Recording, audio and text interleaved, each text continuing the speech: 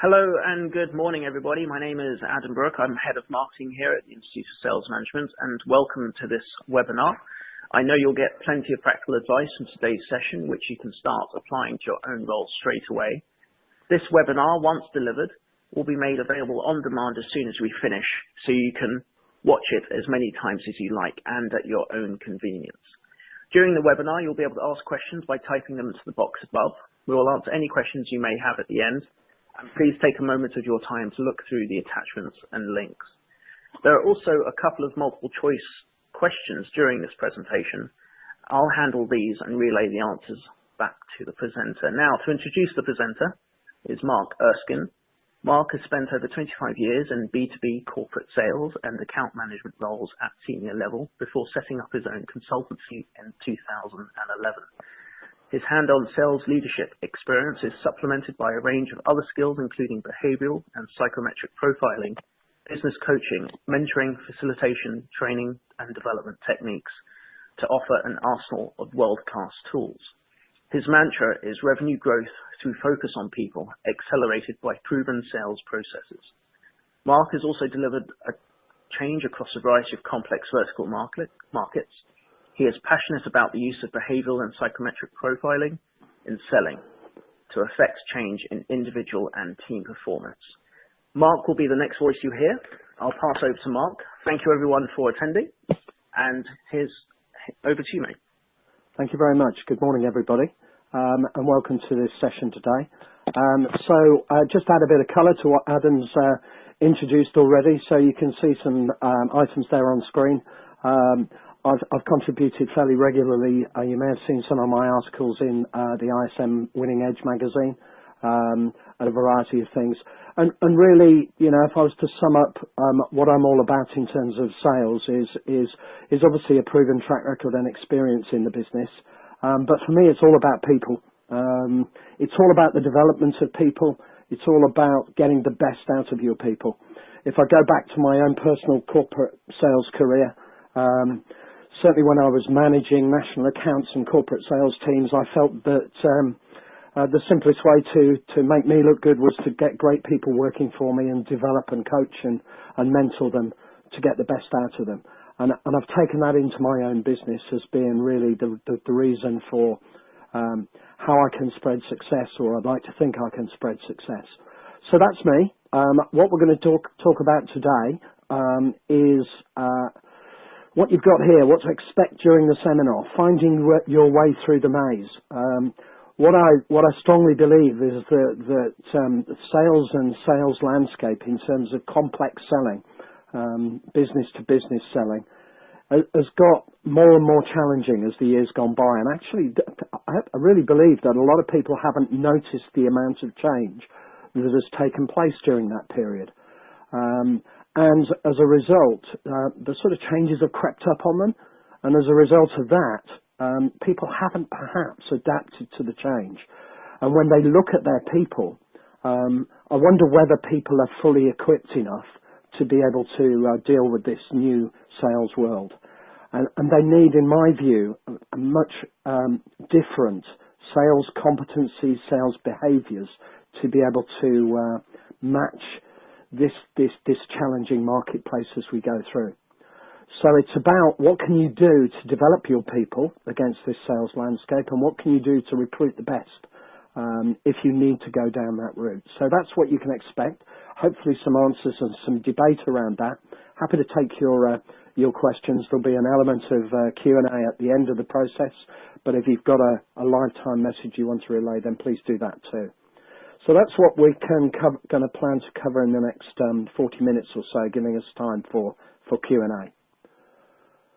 So the sales world has changed, and in my view, it's time to break the mould of what we expect. A couple of quotes there, both from Henry Ford.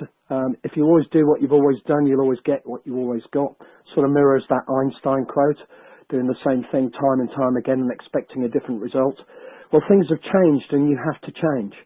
And I particularly like the second one. If I'd asked people what they thought they wanted in terms of cars, I suppose, they would have said faster horses. And really what we need to do is take a long, hard look as sales leaders and sales individuals about what we need personally and what our team people need in order to be able to manage this changing marketplace. So what I'm going to do in the next little while is talk you through those changes and talk about how I think it impacts the competencies and behaviours that people need to be able to succeed in today's marketplace, because there's been quite substantial change. So the first and probably the most distinctive of it, anybody who's in B2B sales will have recognised the growth of professional procurement people. Whereas we used to deal with user buyers, the people who are going to use your product or service solution, and that's who you went to go and see and sell to. Now we've got a third party in there that is getting more and more involved in the buying process and managing that whole process right the way through. And these people, started off with transactional sales in terms of whether it's buying widgets or this and that, but now complex business-to-business selling is very much the realm of professional procurement executives. And they've got a huge amount of knowledge and expertise in their category and marketplace. And what I mean by then is they will typically talk about the category that they manage. So they become specialists in that area and scan the marketplace to understand what is happening out there, who's doing what new solutions are available and out there. And they do that in isolation of salespeople. So a lot of what they're thinking about as potential solutions for their business that they might have been asked to look at by an FD, an MD, a CEO, or whatever it may be, they're scanning the marketplace and doing all of their research before any sort of salesperson gets engaged. And then suddenly out of the blue appears an RFP, an RFI, an RFQ, whichever stage you're in of that process, which starts just to actually ask lots of questions. And in my world where I go and see lots of potential businesses out there, selling businesses, selling organisations, I see a lot of salespeople get really excited about the fact that an RFP has landed on their desk. When in fact, what they really should be considering is, have I ever spoken to this organisation before? Have I actually built any relationships? All of those good selling skills and positioning in order that you can win a piece of business has not happened. And therefore the chances of success are hugely diminished. What the procurement professionals also do is eliminate subjectivity and emotion, and indeed try and isolate selling skills. They've been trained. I actually did some training for an organisation not so long ago, went to the dark side in terms of procurement, and actually trained them in terms of what selling techniques people are using at the moment.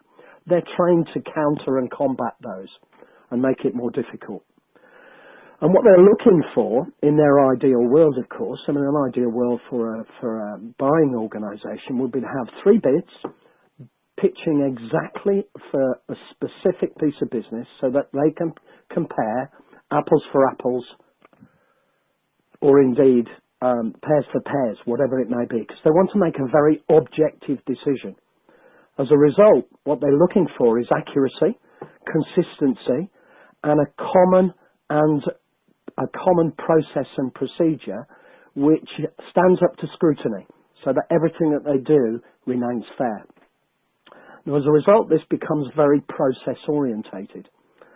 And if you think about salespeople in terms of a behavioural profiling, if any of you have managed salespeople in the past, one thing that you'll typically know is that they might be great relationship builders, they might be very driven in terms of getting results, but the problem is that they often lack process and control.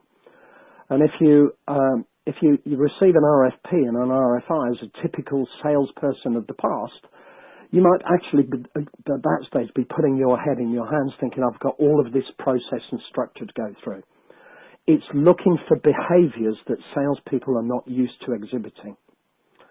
And as a result, you need to be thinking hard about the type of salesperson that we're now employing.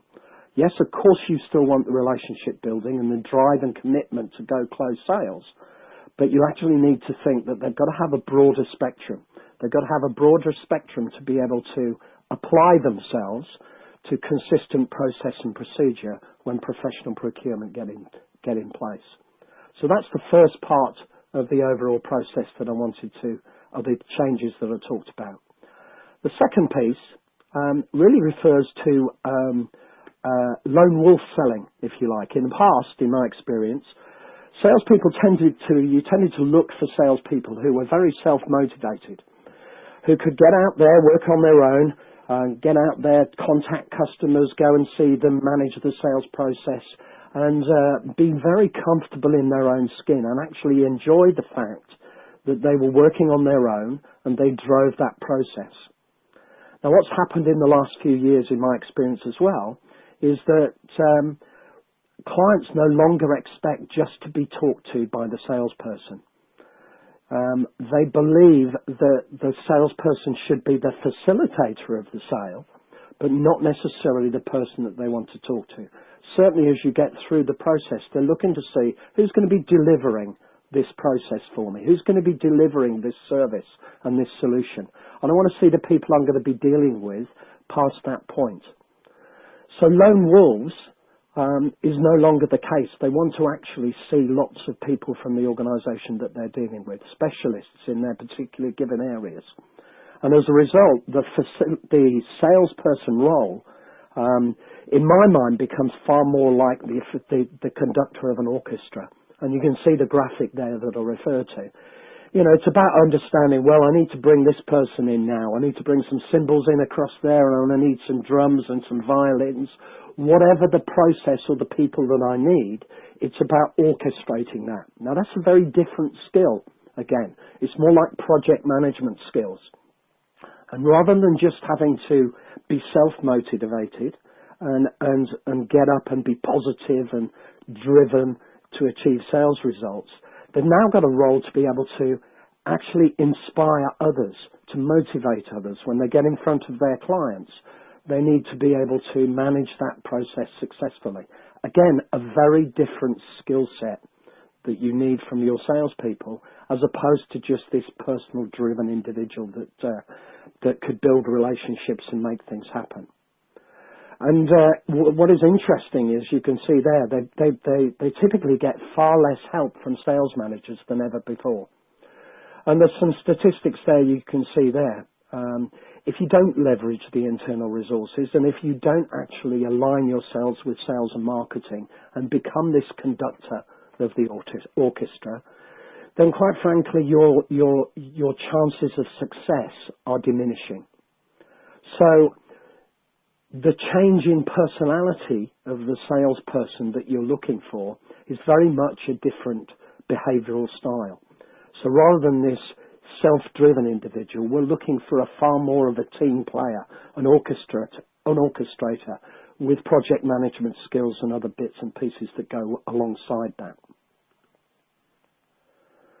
Adam, over to you, because here's an interesting question which, from a statistical point of view, which is worth asking the audience and see what they think. Fantastic. So the first question, guys, is how much have sales manager-salesperson ratios increased since 2010? There's going to be 4 multiple choice questions. A, 18%, B, 31%, C, 45%, or D, 68%. Give you a couple of minutes under a minute to answer that. We'll look at the results and I'll relay it back to Mark, who'll probably see it at the same time. I really want to take part. I can't take part. And I know the answer. C. No, I don't know. Given up. So just one more time. How much have sales manager salesperson ratios increased since 2010? A, 18%, B, 31%, C, 45%, or D, 68%. Please vote now. Thanks.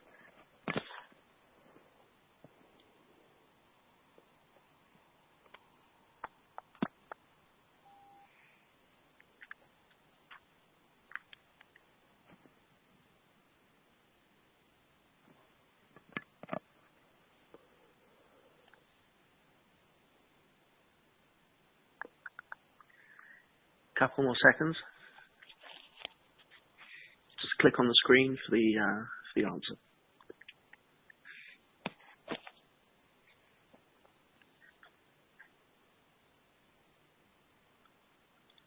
Okay. It's pretty split mark over A and B. No one else answered C and D. So 50% of the audience said A and 50% of the audience said B. Over to you. Okay, that's really interesting. So well done, everybody. The answer is number 4, 68%. So quite a staggering result there. So sales manager to salesperson ratios have gone up by 68% in the last 7 years, since 2010. So the time that salespeople are actually getting in terms of help and coaching and advice and mentoring, guidance from someone who's walked the walk, done the salesperson job and getting advice has changed dramatically. So we're expecting people to be very, very different, and yes, we're giving them less help. We're not spending enough time out in the field with people. Obviously, there's an economic perspective to this. Sales managers are looking after far more people and becoming far more ingrained in managing data and information rather than actually getting out there in the field.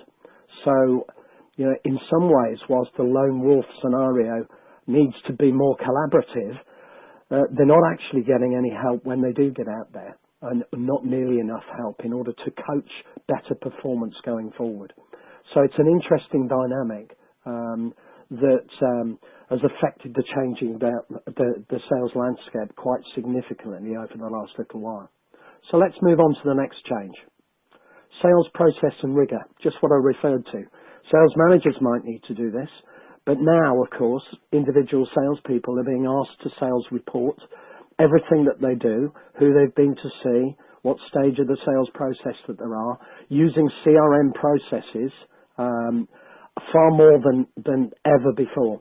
And organisations are becoming extremely driven to make sure that their salespeople do that. Obviously, there's a requirement, particularly a need to predict future sales and what the revenue is going to be. So accurate sales forecasting is now essential. But you can't do that unless you've got the data to do it. So salespeople are being asked suddenly to spend a far more amount of time in process and procedure and recording what they're doing than they've ever done before. And if I go back to behavioural style again, this is something that doesn't sit normally with a traditional selling profile. Actually sitting down and doing their administration, most of them, in my experience, might not even get round to completing their expenses on time, even though it's giving them money, because it's a process and it's a procedure, and they'd rather be out there talking with customers, engaging with customers, influencing customers in order to be able to do that. So another requirement about far more structure and process in their world than ever before. So should you be considering, put this thought out there, should you be considering going forward, the type of individual that you recruit and develop, and have they got those sorts of behaviours and skills in order to be able to do this successfully or not? Because otherwise it can be a battle. CRM usage is one of the biggest challenges that organisations make. They invest an awful lot of money in the process and procedure and then don't get a return because nobody really uses the processes that much. And therefore the data is flawed, and therefore their forecasts are flawed, and therefore the business actually makes poor management decisions because they're not making decisions based on fact and data, because people actually haven't put that data in. For me, when I was managing sales teams, a surprise win was just as bad as a surprise loss. I wanted, a bit like the city does in terms of reporting results, organisations want certainty.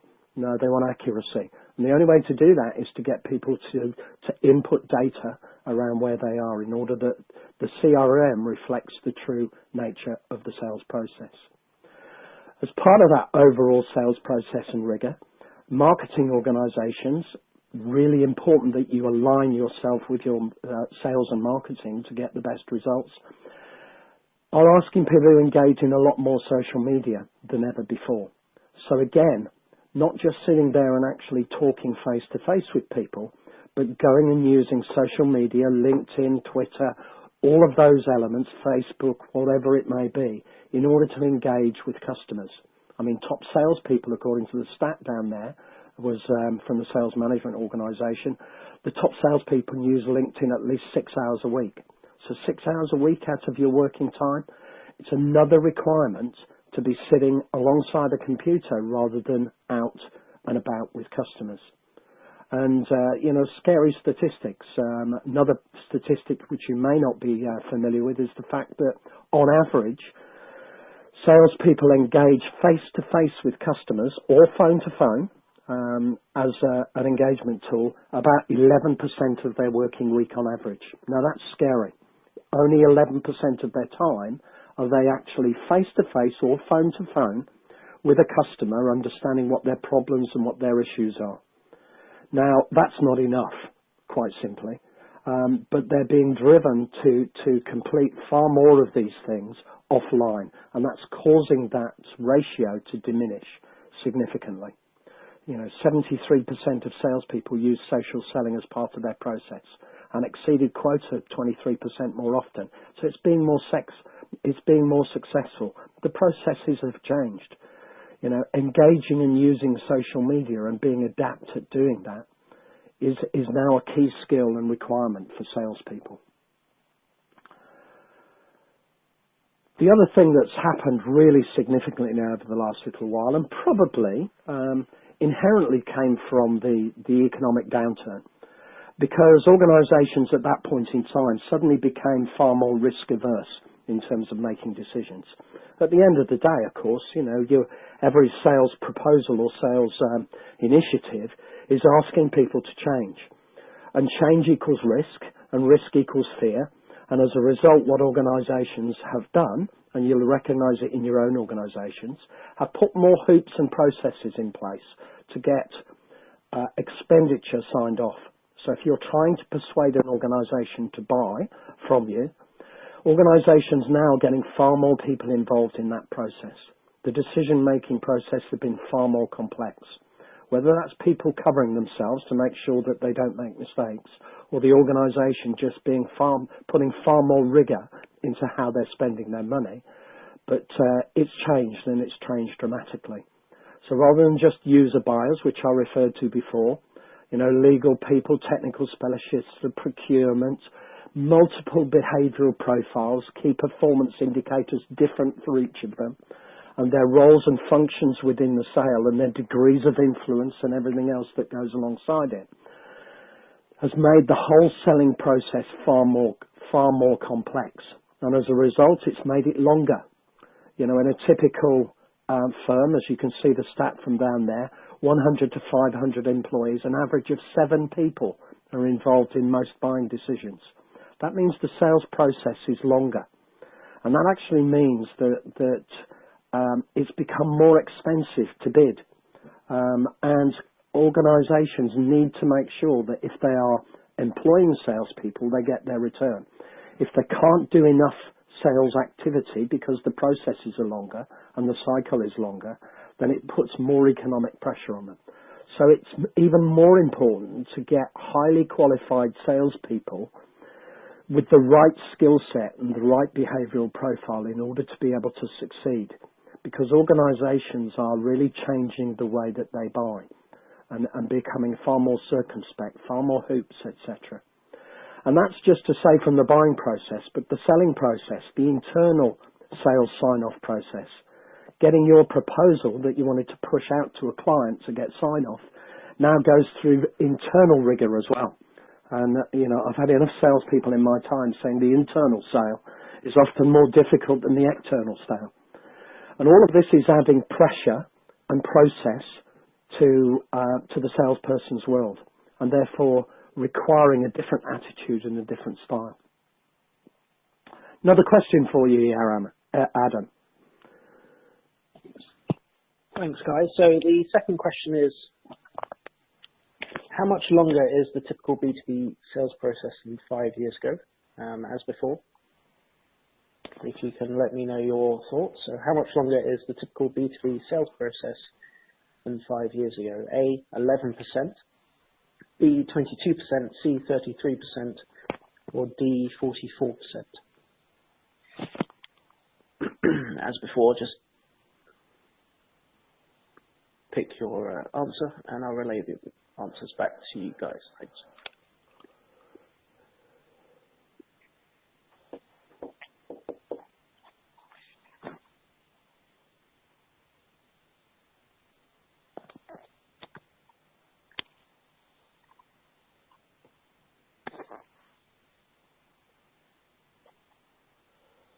Don't be afraid. Got a couple of votes coming in already. So how much longer is a typical B2B sales process than 5 years ago? A, 11%, B, 22, C, 33, or D, 44?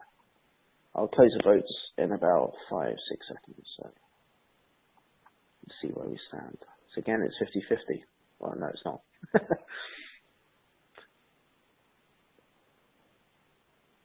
Okay, Mark, that's it's over to you. So 33% said A, 33% all said B, and 33% said D, but no one said C. No one said C. The answer is number 2, actually, 22%. Really significant increase in the sales process and how long it takes compared to 5 years ago. So again, this is putting pressure on the way sales people perform. It's taking longer. You know, that essentially means, can you actually just fit more sales in? Well, no, probably not. You can reduce the numbers that you're bidding for, therefore your conversion ratios need to be higher. And therefore the quality of your salespeople and the cost of bidding is higher, but you need, you know, to have the right people on board and then be able to combat this world. So what else has changed in this marketplace? So differentiation is scarce and fleeting, and business acumen, subject matter expertise is essential in the sales process. Just think about that for a minute in terms of differentiation. How much differentiation has your business got over everybody else? And actually what happens is the moment you bring out a new solution or a new product, it's out there. It's on your website. It's engaging, the marketplace talks about it, and your competitors replicate those products and services within an instant, within a matter of months. So differentiation is more elusive and scarce than ever. Has anybody really got that market edge? If you go back 5 years ago, most people would probably say that the most innovative and differentiated business on the planet was Apple. Look at Apple now. You know, Google attacking them in terms of their marketplace and phones, you know, whether it's Samsung, whether it's LG, whoever it may be. Differentiation is so much more difficult. And therefore you need to be able to be smarter in terms of the way that you look at sales opportunities. And you need to become, you know, and if many of you, I'm sure, may have been familiar with the Challenger model. Some of which I like, and some of which I struggle with. And I'll talk about that in a second. But essentially what they're saying is that salespeople need to become problem solvers, not just solution sellers. So what we mean by solution selling is that typical sales methodology for the last 30, 40 years. Understand what the customer wants and match your product, service or solution to that need. So understand the need first, and only then can you match your product and solution to it. What organizations and buyers in particular, back to my procurement buyers, are looking for is actual problem solvers. Tell me something I don't know. Come and look at my business and tell me how I can improve it, how I can develop it, how I can change it in order that I can be more efficient. And to do that, you need much more thinking skills, problem solving skills, rather than just ask some great questions and come up with trying to match your solution to that need. People now need to be far more business orientated than ever before. Expectations are higher. Subject matter expertise, everybody always told me, if I go back 30 years, must know your product. Then it became subject matter expertise. You need to know it in detail. And now for me, and indeed a lot of people have said this, and it's my next question in a second, organizations are looking for real business acumen. If they want to spend time with sales organizations who want to sell solutions to them, they want to demonstrate, they want to be convinced that there is a real business benefit from doing this. It's not just about saving money anymore. There's obviously a drive to be able to do that and to be able to facilitate that. But they're looking for cleverer ways to improve their productivity, to improve their business, to make them more efficient, more effective in terms of what they do. And they're looking for salespeople to be able to bring that. So the thinking aspect, the problem solving, is rather than just this questioning and provide a solution, far more complex than it used to be. So let's have a look at this next question in terms of statistics which prove that theory, if you like. So Adam, over to you for the last one here. So the last question of this session is, customers believe that sales reps are 88% knowledgeable on product and what on business expertise. As before, if you let me know your thoughts, there's 4 options again: 13%, 23%, 47%, or 63%. And also take the opportunity to ask us any questions by typing them to the box above. Mark will be able to answer these at the end. And if we obviously miss any, he'll be able to fill them off once we finish anyway. So back to this question. Customers believe that sales reps are 88% knowledgeable on product and what on business expertise. A, 13%, B, 23%, C, 47%, or D, 63%. Give it a couple more seconds and then we'll stop the voting. Thanks.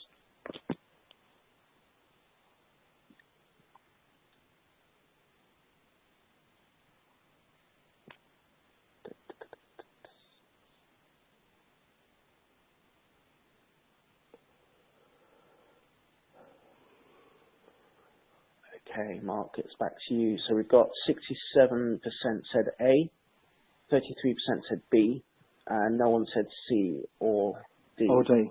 Yeah, the answer on this one is number 2, 23%. So buyers out there don't believe that believe that only 23% of salespeople have got real business expertise. And yet that's what they're looking for. They've made that clear in other statistics that they're looking for this business acumen rather than just knowledgeable about their product. Because the procurement professional who can go out and research their product and solution, they know more about that before you've even spoken to them. What they're looking for is business expertise, to be able to come in and problem solve. And they don't believe that salespeople have got those skills, or only 23% of them have. So again, what we're looking for there is a change in behaviour and a change in skills and competencies from salespeople in order to match the need of the customer, because effectively that's what they are.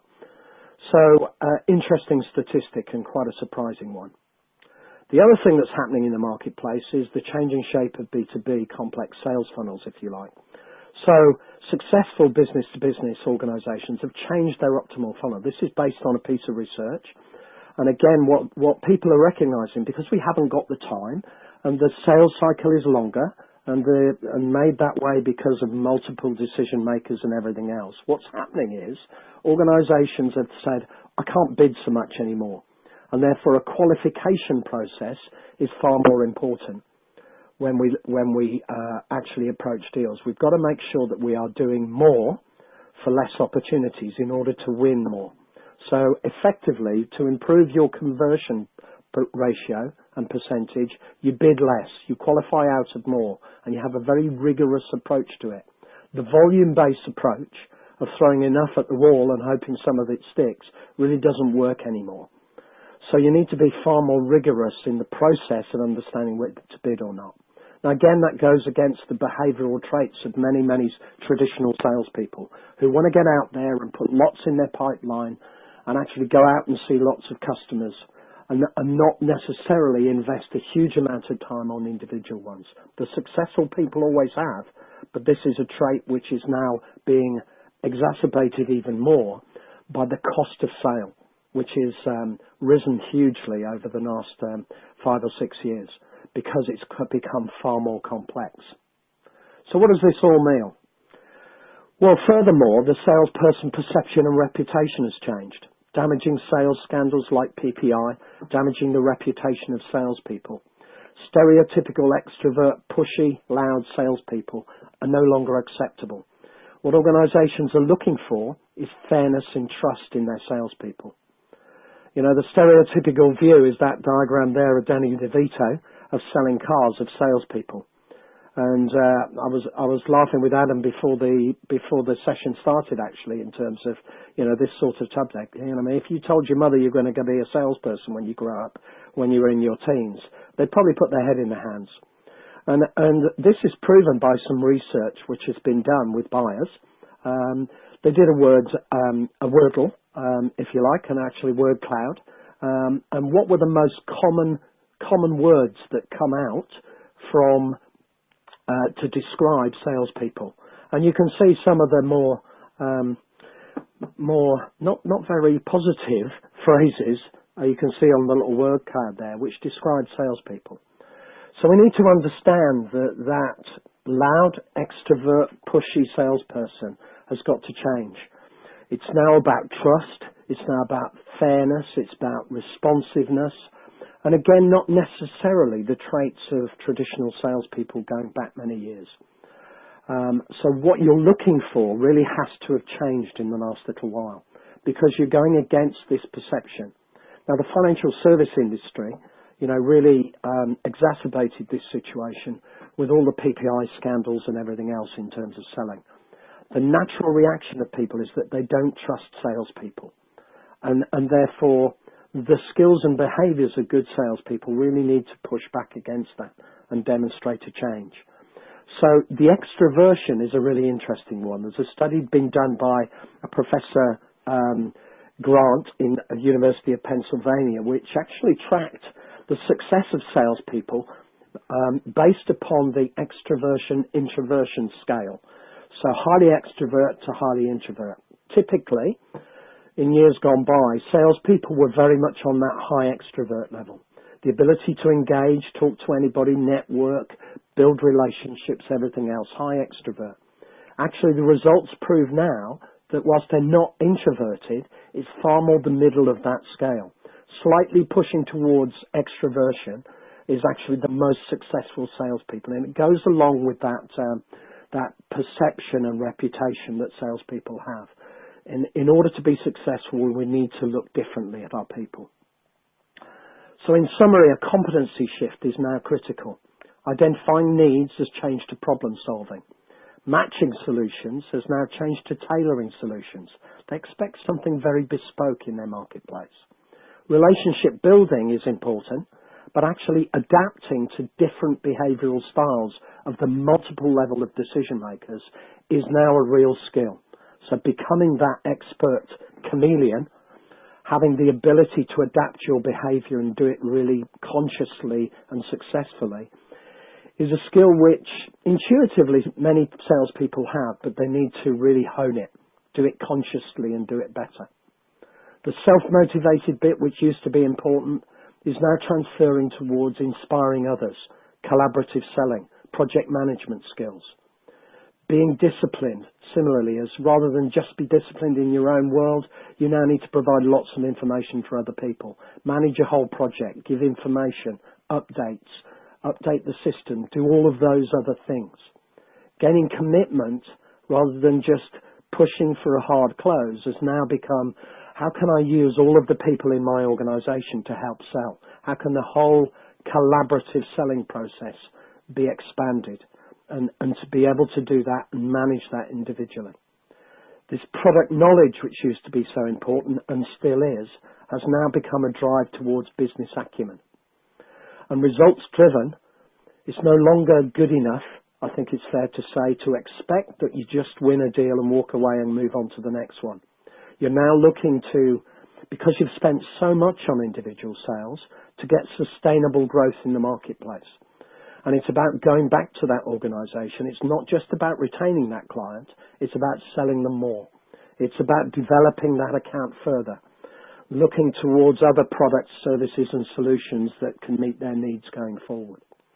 So the whole competency shift has now changed quite considerably. Now, one of the behavioural profiling tools that I use is something called life orientations. You can see by the descriptors there, the typical hunting salesperson was very much traditionally, in years gone by, on that right-hand side. What LIFO, as it's shortened to call, would call adapting and controlling behaviour.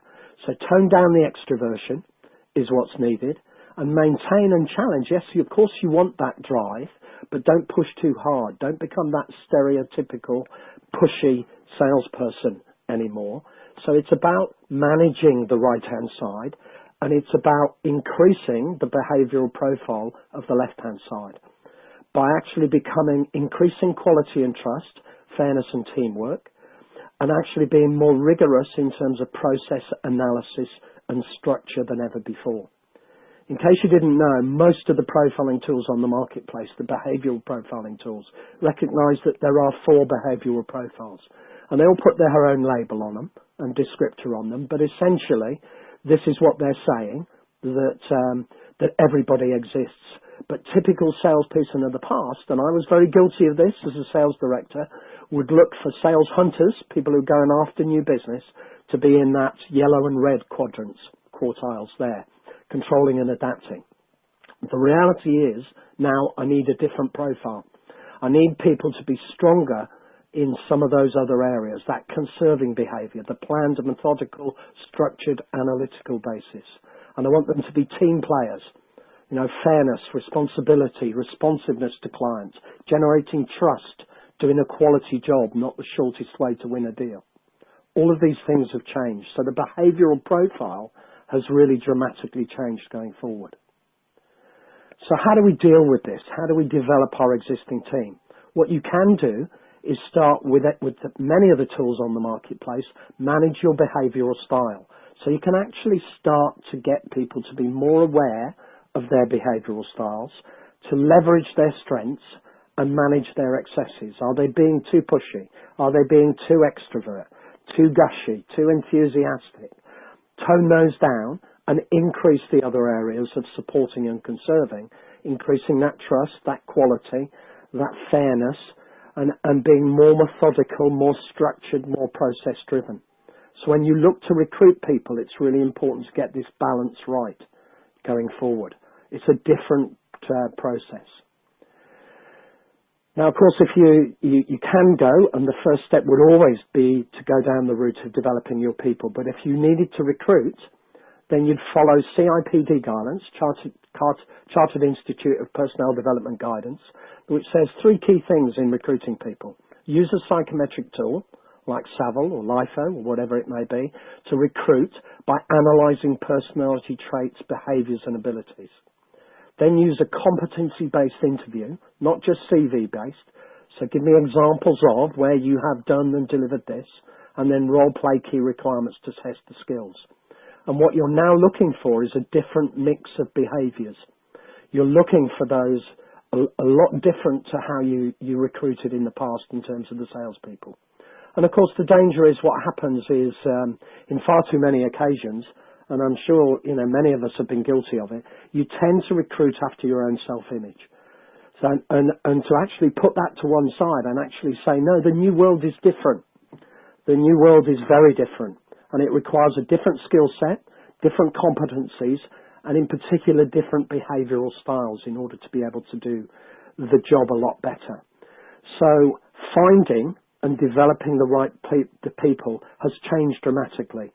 And yet organisations still churn out the same selling processes, selling skills and courses, rather than looking at the real requirements of the role, the real competencies and behaviours that our marketplace and our new buyers out there are looking for. That business acumen, that trust, that quality focus, that process, that structure in order to be able to do the job properly and well. So the whole nature of who you recruit and how you recruit has changed quite dramatically. So that's my guidance for you in terms of looking at what's changed and managing that. My last slide is really just to say if you're interested in more, then there's a number of programs that I offer. I've been running my own business for the last 6 years. I'm particularly into the behavioural and psychometric profiling, business coaching, mentoring. If you're interested in talking further, I'll be delighted to talk to you. And at this stage, I'll be delighted to take any questions moving forward as to that you might have on this overall process. Thanks very much, Mark. Yeah, we'll wait for some questions that might come in the next few moments. If not, we can answer these. If you ask any questions at the end, even after the webinar's finished, we will still get back to you. Mark, thank you very much for your time today in delivering that webinar for us. Hopefully it's the one of many in time to come. If you guys, obviously, please feel free. There are attachments for you to download on this webinar. There's a couple of attachments from Mark, a couple of attachments from us at the ISM. But so you guys know and so you're aware, this is the last webinar for this side of the year. The next webinar will be delivered on the 9th of January in 2018. 7 ways to build rapport in sales and connect with people. But we'll wait for a couple of seconds, see if there are any more questions. But if there aren't, Mark, I think this would be a good probable time to end the webinar. And Okay. It's a goodbye and thank you from me. Over to you, Mark. Yes, thank you very much for listening, everybody. And, please do connect if you wish to. I'm on LinkedIn, all of the usual connection points. And thanks for listening. Fantastic. Thank you very much, everybody. Take care. Bye.